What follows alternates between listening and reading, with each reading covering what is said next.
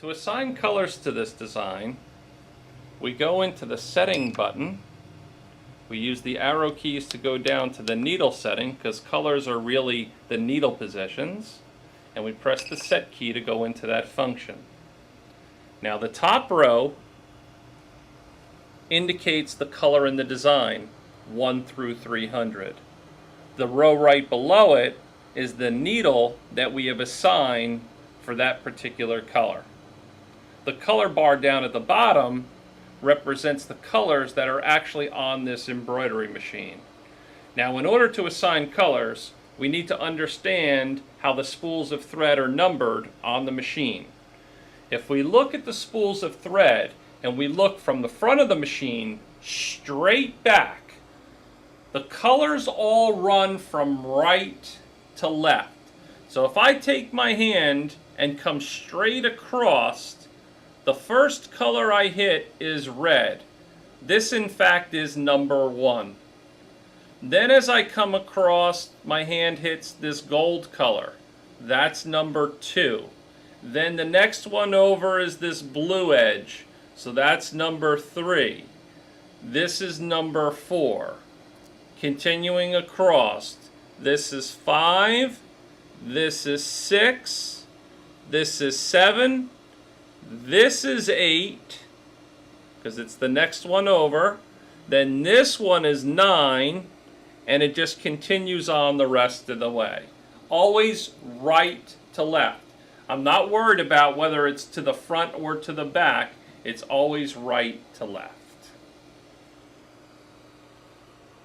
Now another thing that we like to do is I like to make sure that the colors that are on the machine are matched up to the colors that are on the display panel. So for example, I have in position 10, I actually have a gold metallic thread, whereas if we look on here, it's showing me that we have dark blue. If we look at the machine, we in fact have gold metallic back here. So this display doesn't accurately represent what's in that position. So to change that, my cursor is up here. So using the arrow keys, I come down to highlight this line here, and I move the white box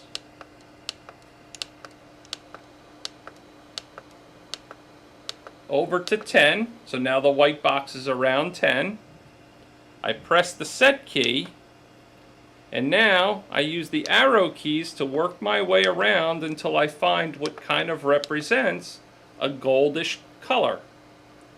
Then I press OK to lock in that value. If we look now we don't have navy blue in there anymore. We've got a color that more accurately represents the color that's on the machine. Now we need to assign the colors for this specific design.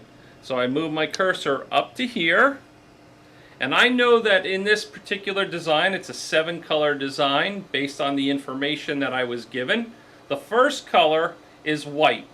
So white on this machine is needle number 7. So I simply hit 7 on the keypad. So now it tells me for the first color, it's going to show needle number 7, which is white. The second color in this design is a dark blue, like a royally kind of blue. So it's actually needle number 4 on this machine. The third color is a green color, and in this case the green is in needle position 8. It's now looking for the fourth color in the design. The fourth color in this design is this mustardy yellow color. That's in needle position 2. The next color in the design is black, and in this case, that's on needle 5. Then it shows the next color, which is white again, which is needle number 7. And then it shows black again, which is needle number 5. The machine is going to ignore the rest of these colors because the design only has 7 colors in it. But if you don't want numbers underneath anything past number 7, we simply come down to the F3 reset button and hit that, and it zeroes all the rest of those out. Now, what is the advantage of matching this color palette up to the colors that are on your machine? Well, the tremendous advantage there is when I press the simulation button, it shows me the design in the approximate colors it's going to sew in. When I look at that, if I see the colors the way they're supposed to be, I know that I assigned the colors properly. For example, if the bird's chest happened to be purple or pink, I would know that I assigned the wrong color. In this case, those are the proper colors for a blue and gold macaw. So now I simply hit the escape button, and the most important thing we can do before we leave this screen, we must hit the OK button. If we don't hit OK, then everything we just did, it resorts back to where we were before we went into the screen. So now I hit OK, and the colors for that design are locked in.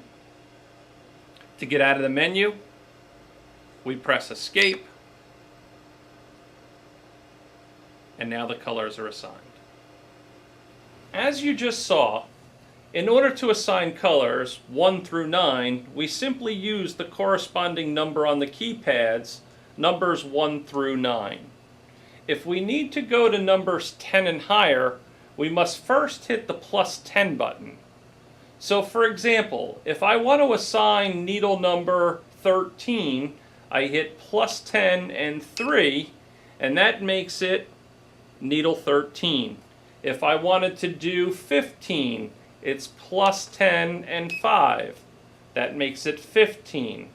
If you want to do 10, it's very important that you do +10 +0 in order to get 10.